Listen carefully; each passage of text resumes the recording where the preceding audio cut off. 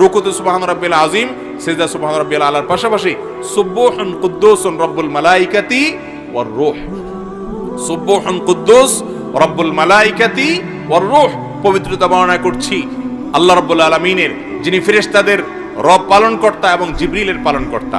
তো এইভাবে তাসবিহ পেশ করা এটাও রুকু সিজদাতে সাবিত আছে।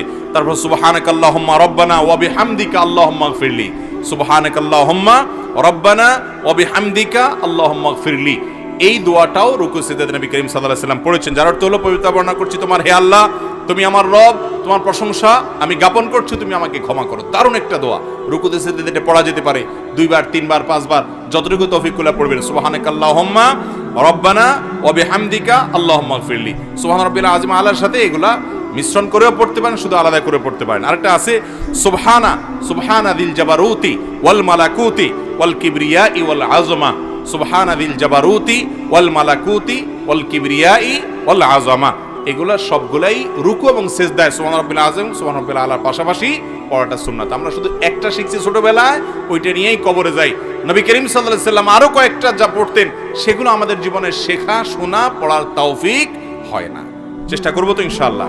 আল্লাহ আমাদেরকে আমলের তৌফিক দান করুন।